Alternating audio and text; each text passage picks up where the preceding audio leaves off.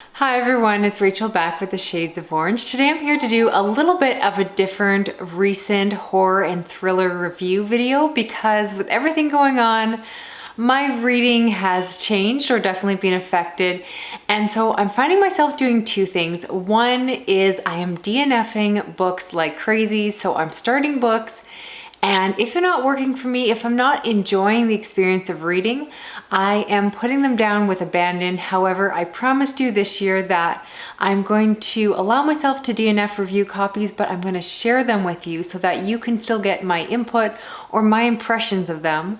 As well, the other thing I'm doing is a lot of rereading. For me, that's how I manage my anxiety. I find it very comforting to go back to my favorite books, even if those favorite books aren't necessarily cute, adorable YA stories. Sometimes they are, but a lot of the books are also horror books and thriller books and true crime books that I have read before, and I just find it really comforting to go back to those stories. You're probably going to hear a little bit of background noise in this video because my son is awake and playing with my husband, but my husband so kindly offered to actually watch my son so I could film this video. So shout out to him. Again, I'm not even going to apologize for a little bit of background noise. They are playing with Duplo, and my son doesn't understand that mama wants silence when she films. Hopefully he'll learn that as he gets older. But all that being said, let's get into the books. First, let's talk about the review copies, and I got a chance to review Eden by Tim Levin. This was so kindly sent to me from the folks at Titan Books, and this is one that I requested because I thought the premise sounded great, and I previously read the author before and really enjoyed him. This is a story about a family of adventurers that go into an area that has previously been protected. This is set in a near future where humans have destroyed all of our rainforests, and now, other than these areas, nature is really in decline. They go into this area specifically because their mother has gone in there first and she has not returned, and so they are looking for her. And once they get in there, they realize that nature has no longer decided to play nice with humanity and is no longer our friend, and nature decides to fight back. I really like that premise. I like the idea of nature taking a bit of a revenge on humans that, like I said, have not been so kind to their counterpart. And I was very curious to check this one out. I've previously read his other book, Coldbrook, and really enjoyed that one. You probably have not seen my review yet, but it is coming very soon because I definitely like that one. And so I very much like that the author takes an element of horror and also brings in a bit of science fiction. And I was looking forward to reading this one, but I will let you know this is one of my DNFs. And that is simply because I wasn't enjoying the story. I wanted to talk about this one because there was nothing offensive about it. It just simply was not to my taste. Given the synopsis, I think this book is going to get a lot of comparisons to Annihilation, but I'm hesitant to do that because while it does involve a mysterious area with plants that have a mind of their own, this one is much more narrative driven. That is something I look for. It definitely has a plot. You get started and go in right away. However, perhaps my tastes in reading are changing because what I found this book lacked is a connection to the characters. Even though it centers around a family unit, I really never got to know the characters. I did not find any attachment between them, and they just didn't feel fully actualized. And because of that, I didn't find myself caring for them. And because of that, I didn't really care what happened to them. So I got about halfway through the book. I absolutely could have pushed through and finished it, but I don't think my feelings would have changed. So I can't comment on the later part of the book, the climax, the build-up.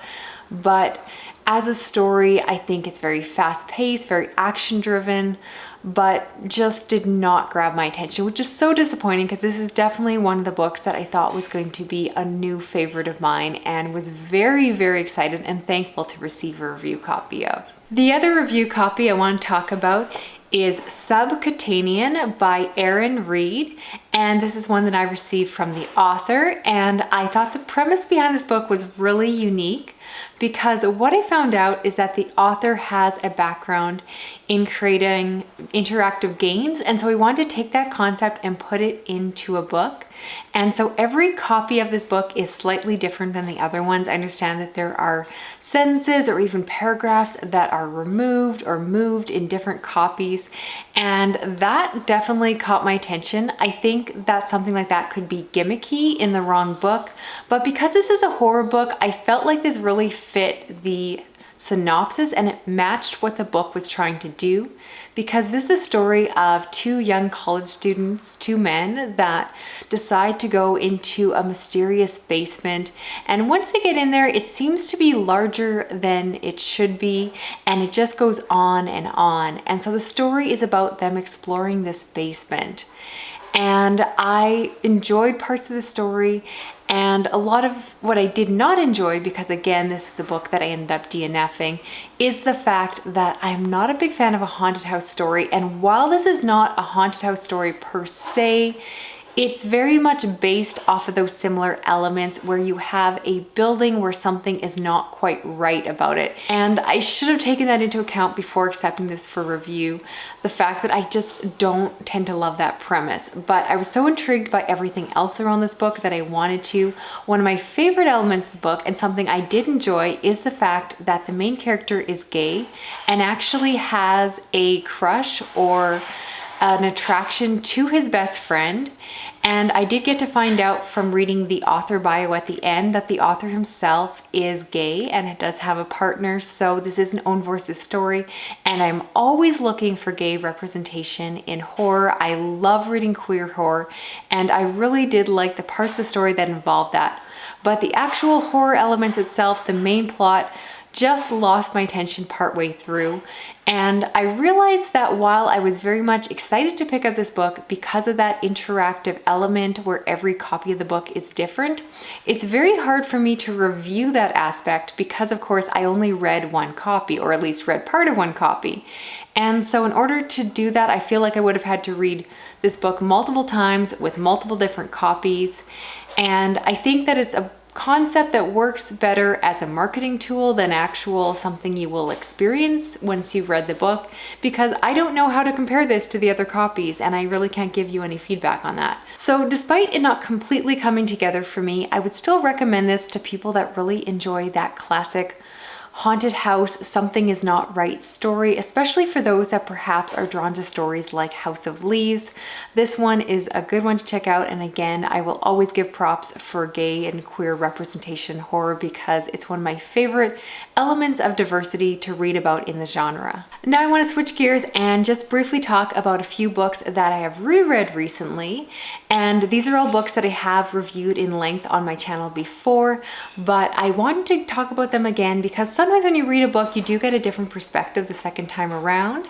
So the first one I want to mention is I'm Thinking of Ending Things by Ian Reid. This was the first book selected for my horror book club that I'm running through Patreon. I am so grateful for everyone who has signed up. And this is the book that won the vote for March. And you know that this is one of my all-time favorite books. It is a story of a boyfriend and girlfriend that go on a road trip to visit his parents, and she is thinking about ending things. And I will say that while this is probably one of my all-time favorite books, I realize it's not for everyone. There was very mixed feelings in the chat about whether or not people like this one. This is a very literary book, and with that, I realized that other people found the storytelling to be very pretentious because a lot of the book is very slow-paced, dealing with these themes that the author is trying to bring across, and there's just so much complexity in the story, and just themes about memory and thought and action, you know, whether or not it's enough to think something and what that really means. And I definitely appreciated.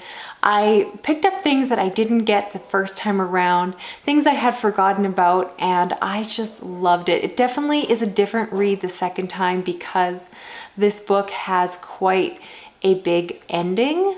And so I did know where the book was going, but that really did not lessen my enjoyment the second time around. And it's really a book that demands rereading. So I'm almost sad I waited this long to do it, because when I finished it the first time, I went back and started rereading it immediately, and then second guessed myself and put it down. And once again, when I finished it the second time, I found myself immediately flipping back to the beginning and wanting to start a third reread. I have done a separate review on this, so I will remember to link that down below if you want to hear more of my thoughts.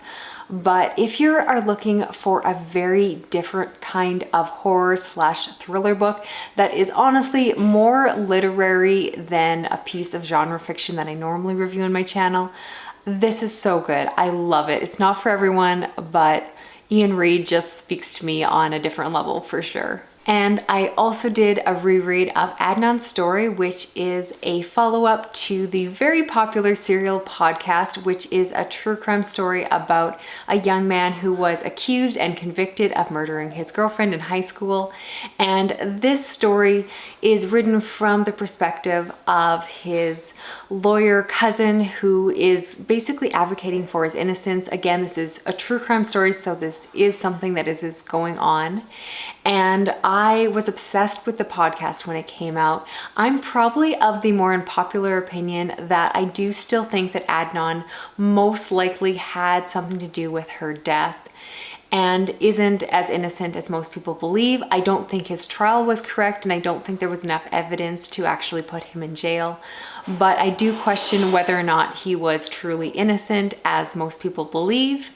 And this was an interesting one to revisit, because of course it's written from someone who very much believes in his innocence. And rereading it definitely gave me a second time to look through the evidence. And I'm more mixed about whether or not I think he's innocent now. The story does go to some pretty crazy places. Again, I keep saying story, I realize these are true events, but the author suggests a really crazy, over-the-top conspiracy theory level solution of what actually happened, and it involves a lot of police misconduct, and I'm just not sure if I totally buy what she's suggesting happened, because it just seems really, really crazy. So I more wanted to bring up this reread because I would love to hear other people's perspectives, whether or not you think Adnan is innocent, and especially for those that did read this follow-up book, Adnan's Story, do you believe what she suggests actually happened? Like, is that what you actually believe as well? Because I'm really conflicted on that one, I'll be honest. So that's it for now. It sounds like my son's getting a little cranky, so I better go, but hopefully this was an interesting little follow-up on what I've been reading or trying to read over the last few weeks. I hope you all are doing well, and I will talk to you again soon. Okay, bye-bye.